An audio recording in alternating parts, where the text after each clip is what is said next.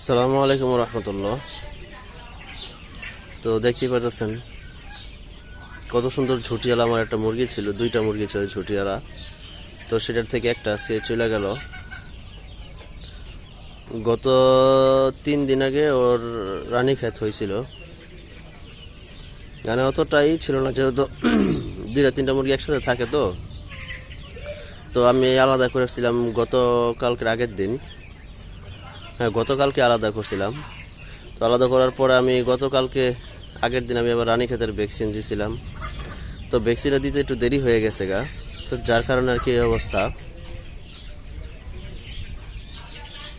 তো আসলে আর কি খারাপই লাগতেছে, এত সুন্দর ঝুটিয়ালা একটা মুরগি মারা গেল। বয়স প্রায় আপনার 3.5 মাস 4 মাসের মতন হয়ে গেছিল। তো এই যে আপনাদেরকে এখন যদি খামারের এটা দেখাই, এখানে ব্রিডিং করা ছিল, সবগুলো পরিষ্কার করা হবে আজকে। তো এই মুরগিটা এই যে এই খোপের ভিতর ছিল উপরেরটায়, তো অন্যগুলো ইনফেক্টেড হয় নাই, এইটার অবস্থা একটু বেশি খারাপ ছিল। আর বাদ বাকি মোটামুটি আলহামদুলিল্লাহ সবগুলোই ঠিক আছে। এখন আর কি খামারে ক্লিন করা হয় নাই, প্রতিদিন খামারটা নষ্ট হয়ে থাকে। তো এই যে এখন ক্লিন করা হবে, দেখতেই পাচ্ছেন খামারের অবস্থা কি হয়। আর এই যে মুরগিগুলো প্রচুর পরিমাণের জ্বালায়, এত পরিমাণের জ্বালায় মনে করেন বলার বাহিরে। এই যে খাবারের পানির বাটিগুলা পানিটা শেষ হওয়ার আগে অনেকগুলা কি করে উল্টায় ফালায় দেয়। তো ফালায় দিয়ে এরকম করে রাখে, পুরো এখানটা পুরো ঘরটা ভিজায় ফেলে। এটা মনে করেন ওদের প্রত্যেক দিনের কাজ কাম, প্রত্যেক দিন 4-5 বার করে এইখানটা এরকম ময়লা বানায় রাখবে, খাবার টাবার ছিটায় ফেলাইবে, মানে এরকম একটা অবস্থা বানায় রাখে। তো আপনার কয়েকদিন ধরে আমার সবগুলা মুরগিকে রানীক্ষেতের ভ্যাকসিন আমি করাই দিছি, এগুলাকে সহ সবগুলার যেগুলো আছে ছোট বড় যা আছে সবগুলার রানীক্ষেতের ভ্যাকসিন করাই দিছি। এখন দেখা যাক কি হয়, যেহেতু সময়টা অনেক খারাপ। আর এত সুন্দর করে রাখার পরও যদি এই অবস্থা হয় তাহলে তার কিছু করার নাই। ওই যে ভিতরে আরেকটা ঝুটিয়ালা আছে, এই যে ওইটা ছিল এটার মতন এই ঝুটিয়ালা, কিন্তু ওইটা হালকা একটু কম ছিল ঝুটিটা। তো এখানে মোট আপনার মুরগি আছিল 19টা, টোটাল 20টা ছিল, এখন মনে হয় মোট 18টা আছে।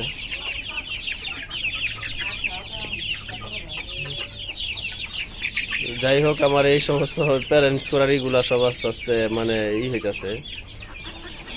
আর এখানে যে পরিমাণে গরম পড়ে মুরগিগুলো আর কি একটু হাঁপায় বেশি। এই যে এই পাশে এই পর্দাগুলো এগুলো সব তুলে দেওয়া হবে। তো যাই হোক, এখন খামারটা পরিষ্কার করতে হবে। আর এখানে মুরগি টুরগি আরও কাজ আছে, তো এইটার জন্য আর কি ভিডিওটা লম্বা করব না। তো কার কার বাসায় এমন মুরগি মারা যেতেছে অবশ্যই জানাবেন। আর যদি রানীক্ষেতের সমস্যা হয়ে মারা যায় তাহলে চালু করে আপনারা রানীক্ষেতের ভ্যাকসিনটা দিয়ে ফেলান, তাহলে আর সমস্যাটা হবে না। মনে করেন আমার এখানে সমস্যা হলে গিয়ে একটা, যে আমার এখানে মনে করেন আপনার বেসরকারি কোনো পাওয়া যায় না, ভ্যাকসিন পাওয়া যায় না। এখানে একটাই ভ্যাকসিন সরকারি, আর তাও অনেকে জানবেন যে সরকারি ভ্যাকসিনগুলো অনেক সময় মনে করেন আমি এই পর্যন্ত না হলে 15-20টা দিছি, তো 15-20টার ভিতরে ফল্ট করছে আপনার না হইলেও মনে করেন 10-12টা, হাতে গোনা কম করে হইলে আপনার 6টা থেকে 7টা আমি পাইছি 15-20টার ভিতর, যেগুলো ফল্ট করে নাই। তো সরকারি ভ্যাকসিনগুলো এমনই হয়। তো চলে গিয়ে সব থেকে বড় সমস্যা, এর আগে আমি একদিন আর ভ্যাকসিন আনছিলাম, কিন্তু সেই ভ্যাকসিনটা ফল্ট করছে। ফল্ট করার পরে আমি আর সেই ভ্যাকসিনটা দেই নাই। ওই সময় যদি ভ্যাকসিনটা দিয়ে দিতে পারতাম তাহলে যে আমার এই মুরগিটা আজকে মারা যাইতে হইল না। এই হচ্ছে মনে করেন সমস্যা। যদি আবার বেসরকারি ভ্যাকসিনগুলো পাওয়া যাইতো তাহলে অবশ্যই বেসরকারিগুলো আইনে দিয়ে ফেলতাম। তো সবাই ভালো থাকবেন আর দোয়া করবেন। আর ভিডিওটি ভালো লাগলে থাকে অবশ্যই আপনার চ্যানেলটি সাবস্ক্রাইব করে দেবেন। আজকের মতন এখানে বিদায় নিচ্ছি। আসসালামু আলাইকুম ওয়া রাহমাতুল্লাহ।